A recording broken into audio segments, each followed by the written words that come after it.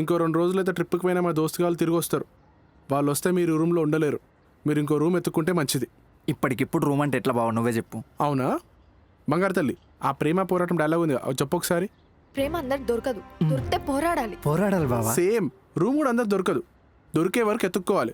మీరు రేపటి నుంచి అదే పనిలో ఉండండి. నువ్వు రావా అన్నా? నేను వీళ్ళు అయ్యేలాగా అరుగు మీద కూర్చొని చుట్టలు కాల్చుకుంటూ ఉండలేను కదమ్మా. నాకు బతుకుంది, నాకు జాబ్ ఉంది, పోయేది ఏడవాలి నేను. ఏం కులం మీది? ఆమది వేరే కులం, మాది వేరే కులం అంకుల్. ఇద్దరం కలిపితే ప్రేమికులం. ప్రేమికులకి మంచినీళ్ళు కూడా ఏమో, పోండి. మంచినీళ్ళు ఏమొద్దు కానీ రూమ్ ఇవ్వండి చాలు. లేదు లేదు, పోండి. ఇంతకీ మీరు ఫ్యామిలీనా? అవునన్నా.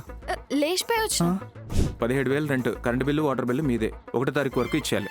మీరు వెజిటేరియన్సేనా? వెజిటేరియన్సే ఆంటీ. వీక్లీ ఒక్కసారేనా నాన్ వెజ్?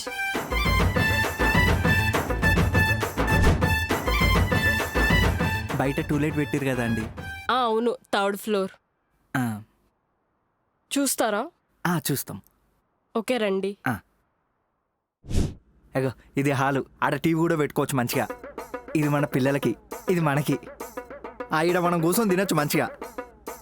సూపర్ ఉంది. రెంట్ ఒక్క 2-3 వేలు ఉండదు? ఏంది 16,000 సంవత్సరానికా? నెలకి. నా జీతమే అంత ఉండదు అక్క. ఎందుకు నీ జీతం ఎంత తమ్ముడు? 9,000. నాదే 13,000. నీకన్నా ఎక్కువ కదా తమ్ముడు.